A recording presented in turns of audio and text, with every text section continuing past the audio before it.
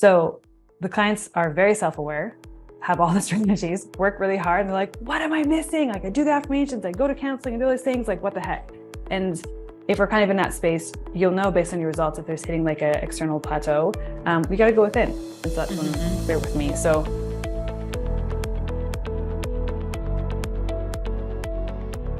all right, Danya, I am so excited to have you here.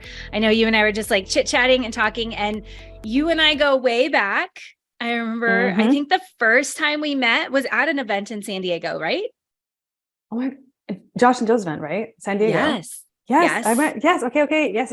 Okay. I think that's the first time we met in person. I think we were both from BBD before, but it was in person was that event. You're right. Yeah.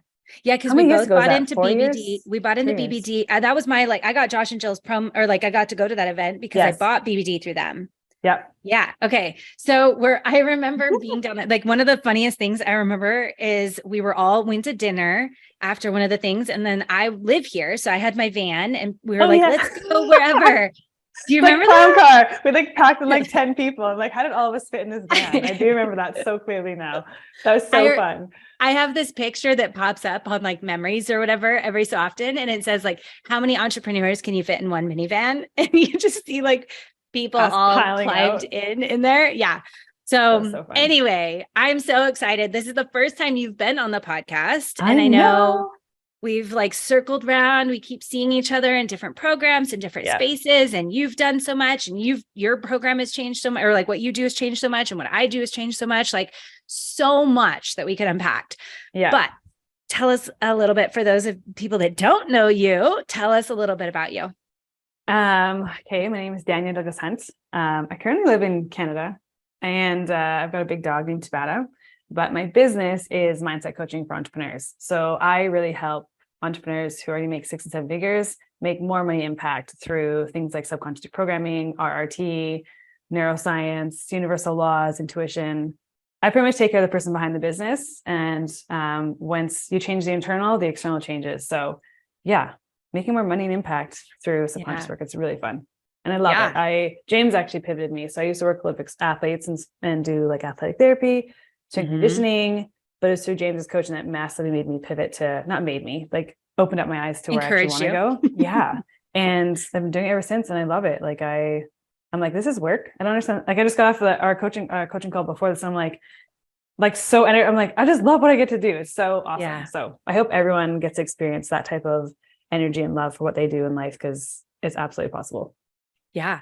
Well, and I think that that's such a huge deal. Like we were just talking, like I have a hard stop because on this recording, because I have a group with the people that I did the breakthrough with, but that was like my breakthrough last year that I did with James, was talking all about like that alignment. And when you find that you're in alignment with what you're doing and who you're serving and how you serve them, it doesn't become work, right? Like, and some days I personally wish I could be working instead of like dealing with my kids sometimes. Oh my gosh, right? I'm like, the same. Because I love it, right? Like it just makes a huge difference. So I'm glad you brought that up.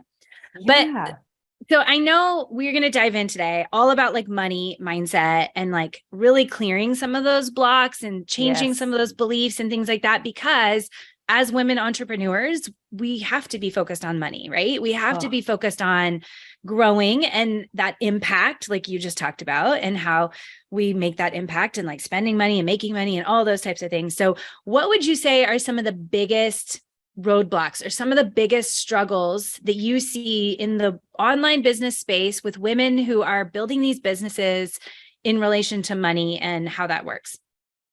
Okay. So many. And this is the thing that I think a big misconception I want to address in the beginning is the more money you have, the less fears and stuff you have come up. It couldn't be further from the truth.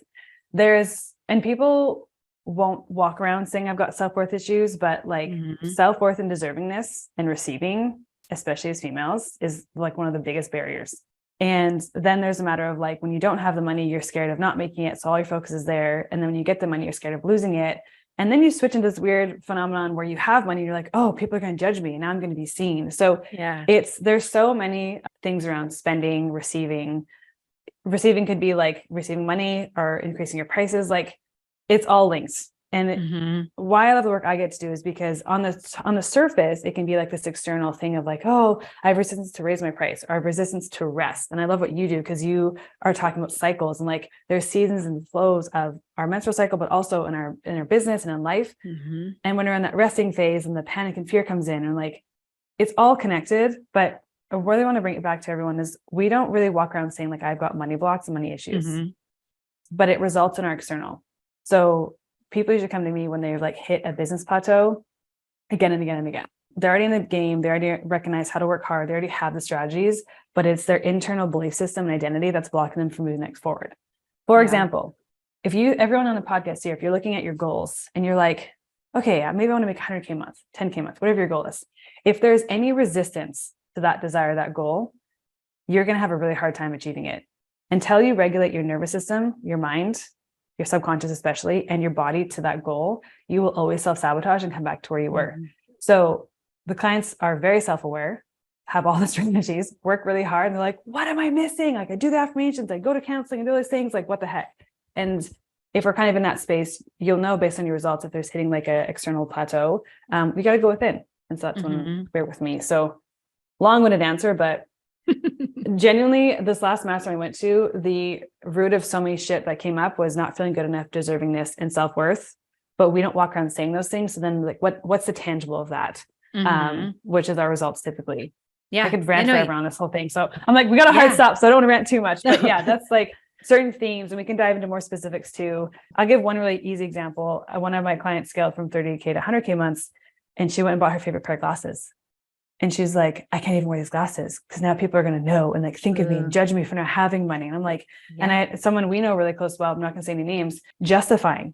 So she loves buying certain clothes. And now she's like, well, I feel bad for saying this, but I can afford this type of clothes. And and she's pre-qualifying her achievements and her success. And so then she's got to like downplay herself. So as women, especially, I don't know what the stat is, but it's like, not very many of us are in the 6 and 7 figure mark. Hello, I want to change that. Like more females need to be up there. And two, though, when we get up there, now we're justifying and qualifying what we're doing.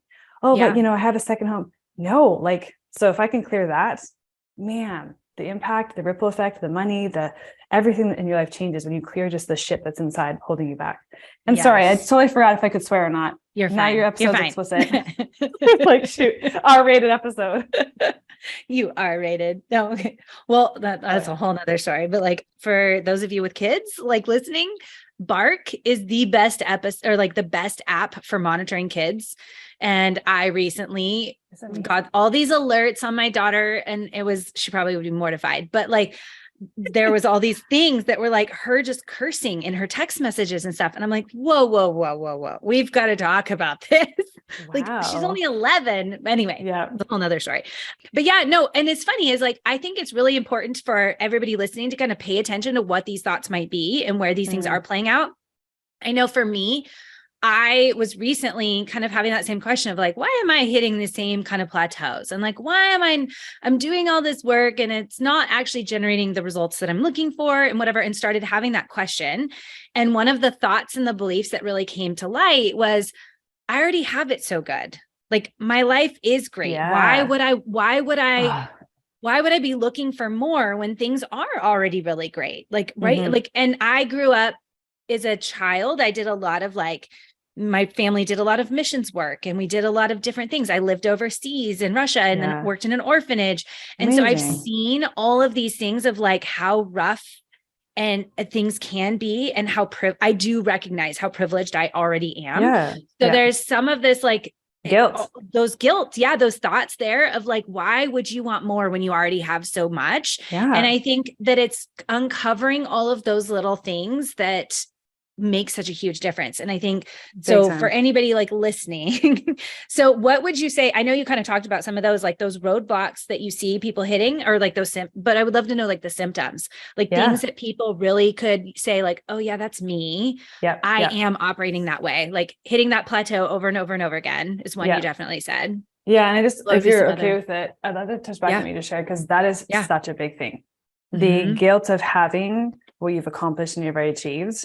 And it's like, who am I to be wanting more? And there was a conversation in the mastermind, and it's like, look, it's different types of problems, but like, there's a couple who have felt so guilty for having a second home. Like I should hide this and there should be shame. So even just unpacking the conversation of shame and guilt and why it even exists and why it's there and where it comes from, and recognizing that every belief that we have, unless you go and actually take time to look at them, uncover them, they keep running the show. So like from 0 to 7, you're a young kid and everything just gets impressed on you. So whatever's in your environment that's modeled around you, because I know people might be like, well, how do I get these beliefs? Like, what are beliefs? Yeah. It's whatever you believe to be true about things like money.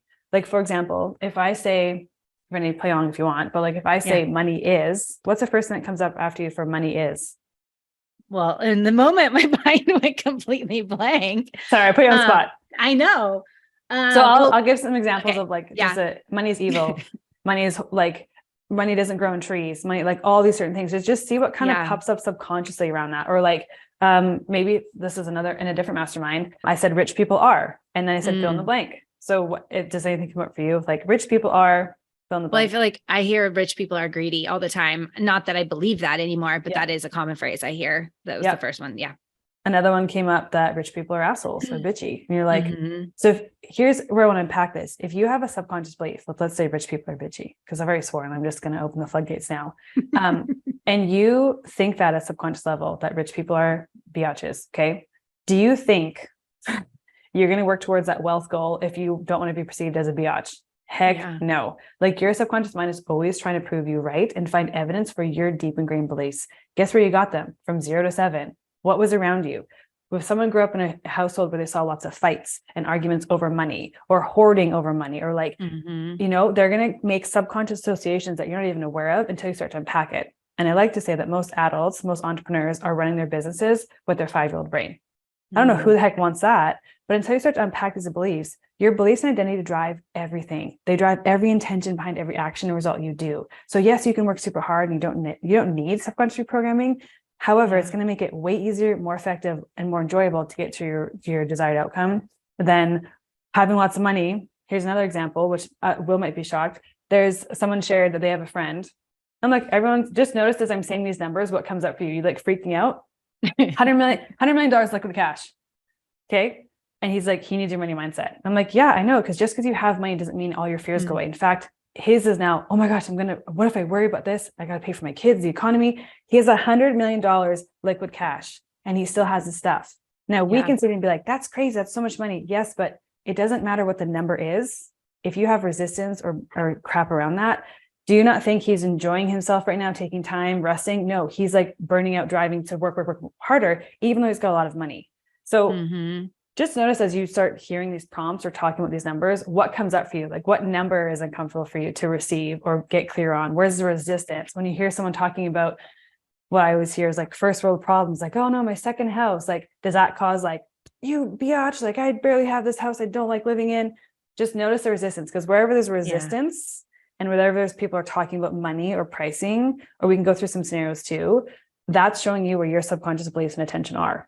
And if that's not useful for you in alignment with where you want to go, then we got to clear that stuff so that your brain's not working against you to try and protect you from the fear that thinks it's going to happen.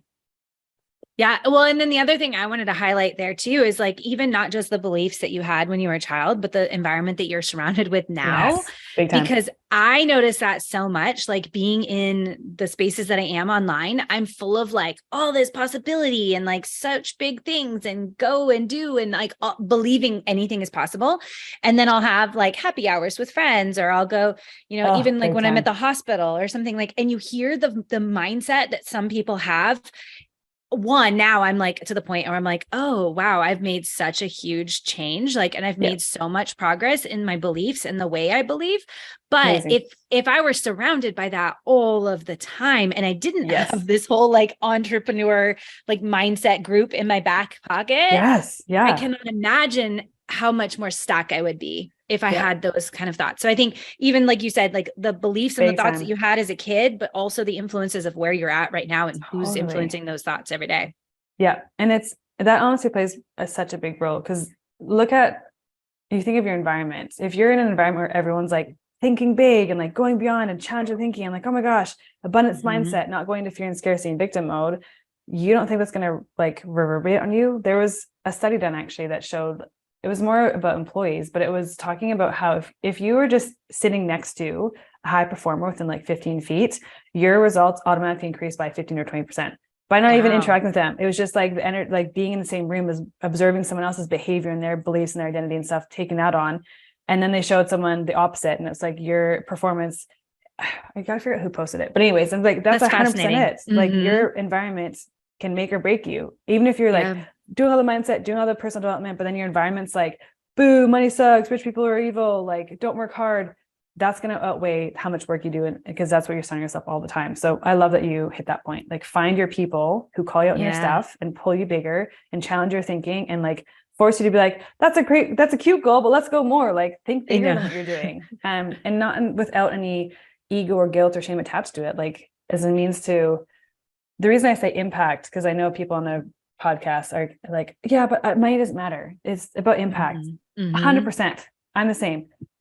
Money, though, is a result of the impact you've made. Full stop. And you can't pay your business with hugs and kisses. So like you want your kids to go to top schools, you want certain things, certain lifestyles, that requires money. And so, yes, maybe you're heart-centered, and yes, I'm very much that way too, but the number on your bank account is just a reflection of the amount of impact that you've made. So if we can reframe that, even just thinking, I'm not money-driven, no one's really money-driven. And the ironic thing is, Renee, it's never actually about the money. It's not about the money. They come to me about the money, but we never talk about it. And it's never about the money. It's everything else besides that. So yeah. And it's so true. Like you can't, like, even for me, like I look at impact, and impact was always my big thing. Like if I could just help more people, I didn't care. And I wouldn't even charge, which maybe isn't another thing, is like looking at like what we're charging for our, which probably goes back to all that worth. But at the time, like, I don't know, when I started my business, like 5 years ago, when I moved from Beachbody, I was charging like $50 for an 8-week program. Wow. How generous of you. I am so generous. And I look back and see, here's the thing is like, yes, I was making a lot of impact. I think I had like 50 women in that program from the very gate, like out of the gate. So what's 50 times 50? I like made, I don't know if it was like, not very much money. Right. And I was pouring my heart and soul into it. So what that leads to is then burning out. And then you can't make the impact that you really want to make, right? Like you have to, there has to be this equitable exchange in order for you to feel the fuel to keep going. It's not just all about like the impact. Like, yes, those are great things, but like eventually you have your energy, you have your time, you have your family, you have all these other things that need parts of you. And if you're not getting an equitable exchange, I think it will burn you out. So 100% burning. It's like the perfect storm for burnout. That on the previous coaching call, there's someone saying like, oh, I just did a monetize before you make it, where she launched her program before she created it. And she's like, I've got 4 weeks down. It was amazing. But like, I'm struggling because I'm killing myself delivering this stuff. And like, she's like staying up to 1 a.m. She's like at everyone's beck and call. And I'm like, and listening to it, it's like, that is definitely driven from a self-worth, like not wanting people to like think she's a bad coach. She was taking responsibility for their results. Like it was all the stuff tangled up, but it goes back to, we have to look at the intention of what is our intention behind this action. And so for her, when you peeled it back, it was all about self-worth, deservingness, not enoughness. What if people don't like me? It's got to be perfect. All the stuff that like is bullshit, intangible things that doesn't help you as an entrepreneur. But that drives so many of us. And we look at, okay, well, why am I doing this action? Why is it only this amount? Or what do I even want this? So we can start challenging our own intentions behind things. You can start to uncover the beliefs behind it as well.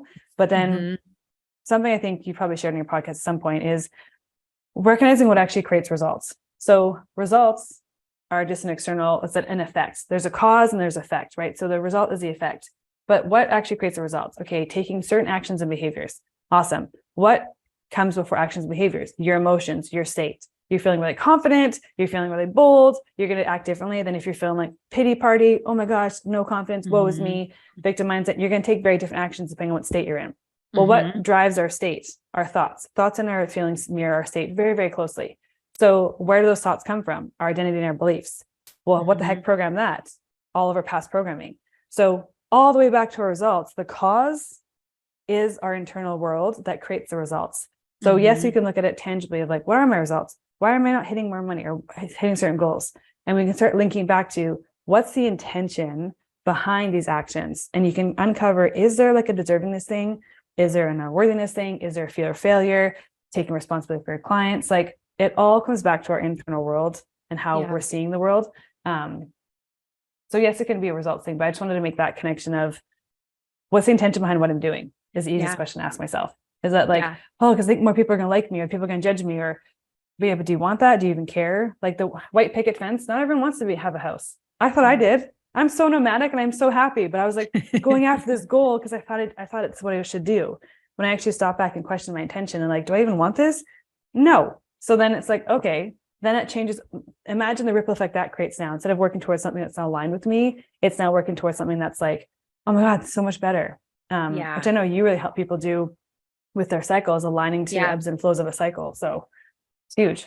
Yeah. Well, even then too, like to go kind of to tap on what you talked about too, is like, I talk a lot about this upward spiral of the cycle.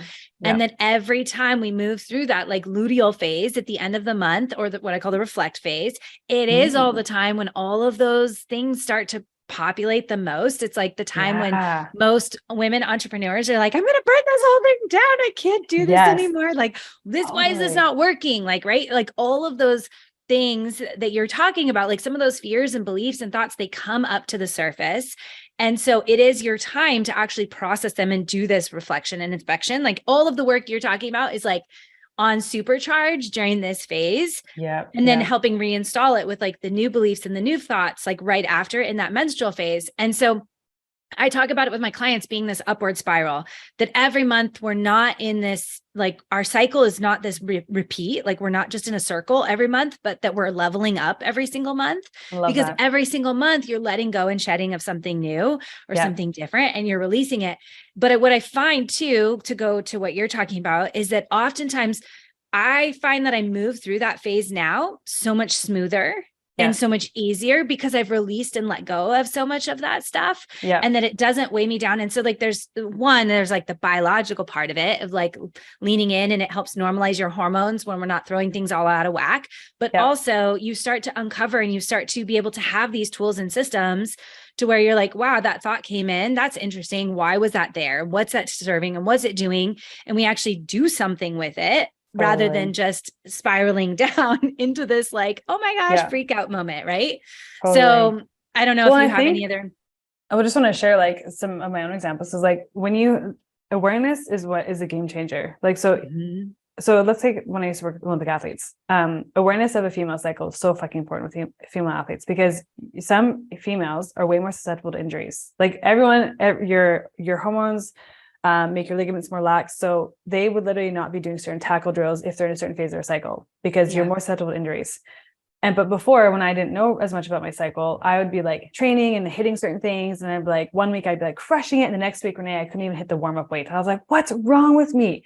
And the classic thing we go to, whether it's a result in our business or whatever we're trying to work through, is like, what's wrong with me? And so that's why I love talking about money, is because everyone, no matter who you are, has these beliefs, and you go to, what's wrong with me? Why can't I figure this out?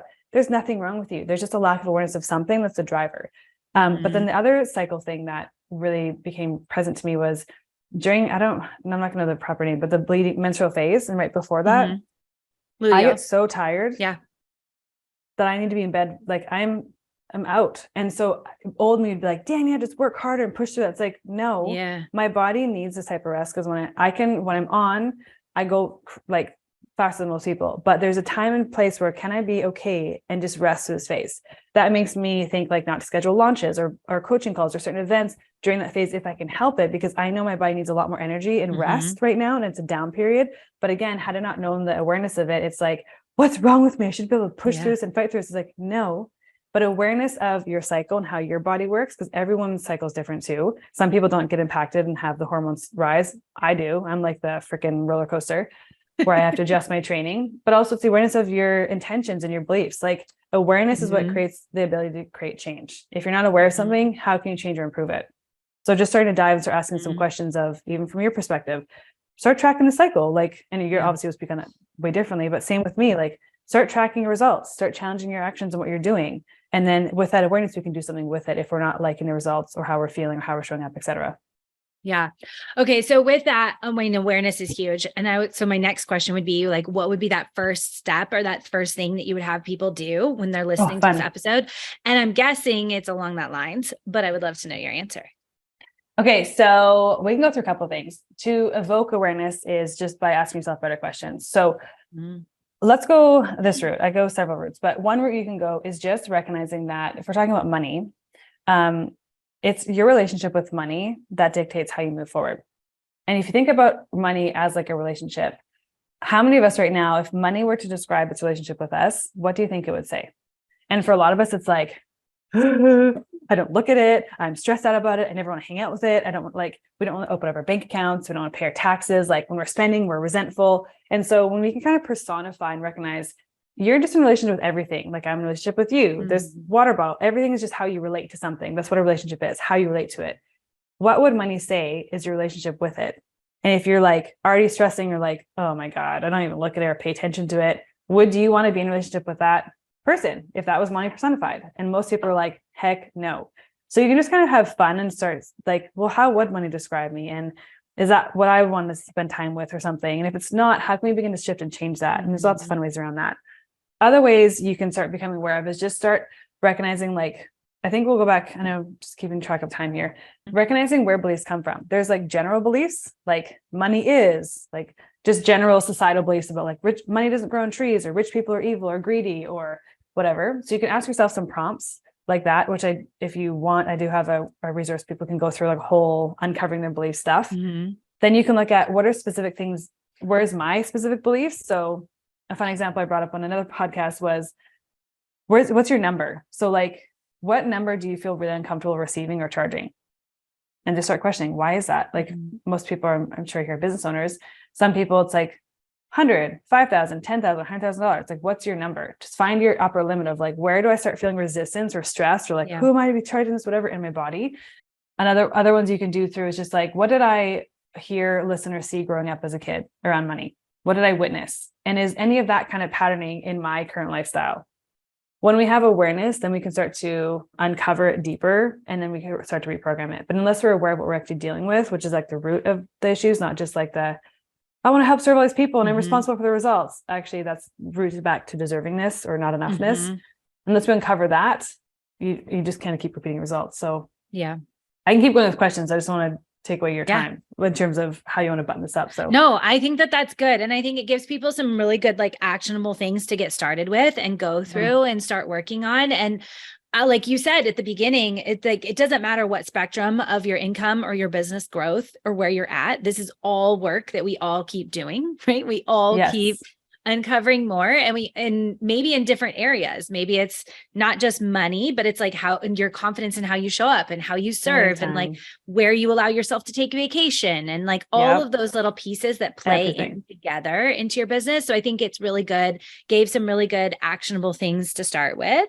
So if people want to go deeper, right? They want to help, maybe have you help uncover these thoughts with them and like work with them. How could they get in touch with you, and how could they work with you in that way? So you'll find me on Instagram at Danya Hunt. And then I did a free money workshop where we go through uncovering where your current relationship with money is, your limiting beliefs and your fears. And then in that workshop, we actually start reprogramming it. So I take you through a couple RRT techniques. Those people who are like, I don't want to do the workshop, there's a whole PDF journal that you can go through that will help you massively uncover and start shifting those beliefs that aren't serving you. And the fun thing is, a lot of people who have done lots of money work, it's like, have I done this before? Yeah. But again, if our results aren't where we want to be, the higher achievers I work with double down on this type of work as you start scaling, because it comes up more and more and more because you're dealing with bigger numbers and bigger, like all that stuff amplifies. So if we don't get a strong foundation here, as you begin to scale and grow, unless you start working on this stuff, there's just cracks in the foundation and eventually you just go back to where you were before. So free workshop, free journal, Instagram, Danya Hunt. It's so good chatting with you. I know we're like, I could talk to you for hours, but I know we both have hard stops. So I know, be respectful of that. Yeah. So we'll make sure to have all of those links up in the show notes there for you, so you can go grab those, and definitely follow Danya. She always shares little tidbits of inspiration and mindset shifting and all that kind of stuff on Instagram. So make sure to go follow her there. And then maybe next time we'll do a live event and y'all can come and like hop in my clown car and we'll all party around. So Danya, I have been so blessed, I think, to have you as a friend and I don't want to say colleague, but what would we call you? Like something. What's the word? Entrepreneur. Yeah. But it's like an entrepreneur buddy, like friend, like somebody in your back pocket. I don't know what you'd call that. It's not colleague, something like that. Collaborator, maybe. Coaching each other, whatever. It's all of that dropped in one. Just great to have you. Surround yourself with good people who challenge you to think bigger and hold you when you're down, call you on your shit when you're in it, and just help you level up. So that's, I think, what we do for each other, which is great. So yeah. I love, like, there's been times I'll send you a message and you're like, okay, I can't help it, but I'm going to give you coaching feedback. I know I can't. Don't give me something. I'm just like, don't give me a string I can pull, because I'm going to go down the rabbit hole. I can't help it. I just want to see, especially women, man, let's increase those stats. But like, literally, I just want to see everyone play their biggest, most bold self and live life on their terms and make the money impact they want to make, unfiltered, unrestricted, not settling. And it starts within for a lot of that. So yeah. I love it. Cool. Thank you. I love having you here.